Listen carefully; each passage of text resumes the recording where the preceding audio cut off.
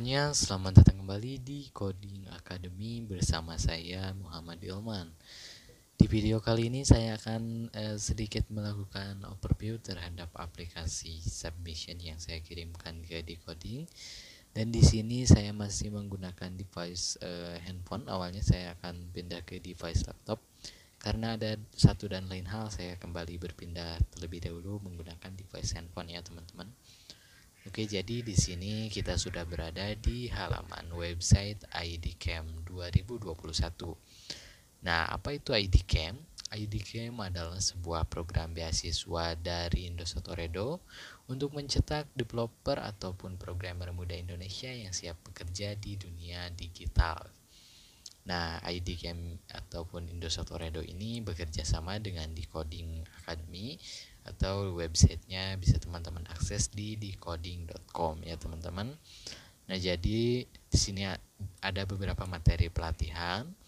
Oke, nah di sini juga pertama ada Android developer, front end web developer, iOS developer, machine learning developer, multi-platform app, dan back end developer. Nah, keenam learning path ini bisa teman-teman pelajari.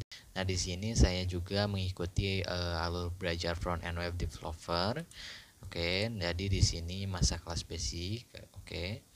Dan buat yang mau daftar silahkan daftar, dan di sini saya akan fokus melakukan overview terhadap submission aplikasi Bookshop Apps front end developer langkah kedua dari learning path ini. Kalau kita lihat dari learning path-nya itu sendiri seperti ini.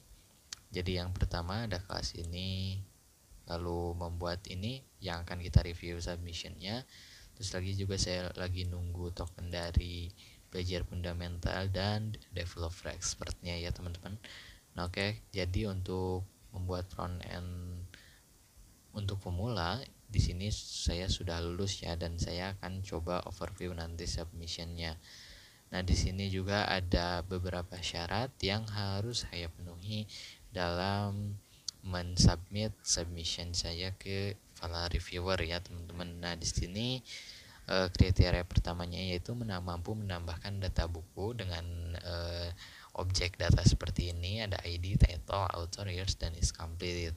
Nah, selanjutnya untuk kriteria yang kedua adalah memiliki 2 rak buku. Nah, 2 rak buku tersebut ini nantinya untuk disimpan data true dan false-nya ini di dalam key is complete dalam objek JSON tadi ya teman-teman. Nah, selanjutnya kriteria ketiga yaitu dapat memindahkan buku antar rak ya teman-teman, dan juga dapat menghapus buku, dan yang paling penting adalah mampu memanfaatkan local storage dalam menyimpan data buku. Jadi kalau kita refresh data bukunya masih ada ya teman-teman. Nah, kita juga sudah disediakan project starter apps-nya, cuman di sini ada beberapa saran dari reviewer ya.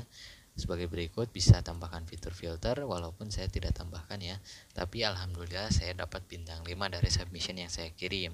Ini video ini juga saya mau menjawab requestan teman-teman di grup chat WhatsApp UI UX ya teman-teman. Oke, jadi di sini kriteria yang terpenuhi dari saran ini adalah saya menuliskan kode dengan bersih dan juga tanpa project starter apps ya teman-teman. Oke, jadi kita akan langsung saja lihat ke aplikasi Bookshop Apps-nya. Nah, teman-teman di sini mohon maaf ini device-nya agak kecil, jadi kalau teman-teman pakai laptop ya lebih bagus sih ya. Oke, jadi di sini ada nama saya dan di sini ada sedikit deskripsi mengenai keseharian saya. Di sini ada jumlah buku, di sini masih 0.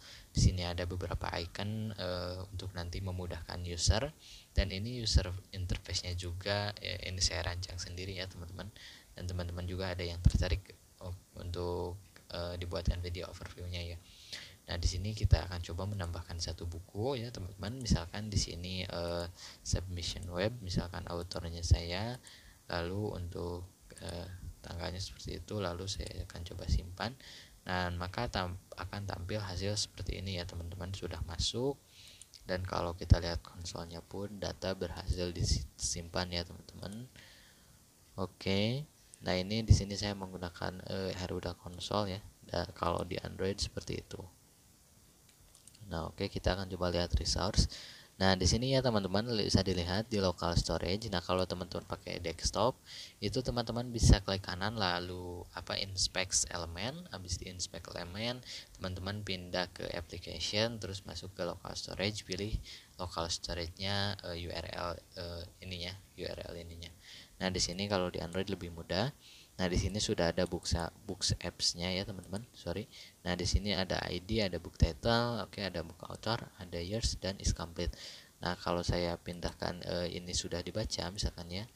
Oke. Oke, maka akan berpindah, gambarnya juga berubah. Nah, ini akan menjadi false ya, teman-teman. Oke, kita coba refresh. Oke, sekarang sudah jadi true ya, teman-teman. Oke, jadi kalau di Android seperti itu ya, menggunakan konsolnya.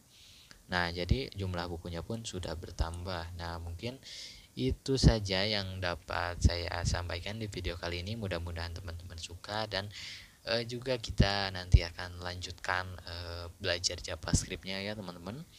Oke, karena kemarin sempat tertunda karena saya ada lumayan banyak kegiatan ya.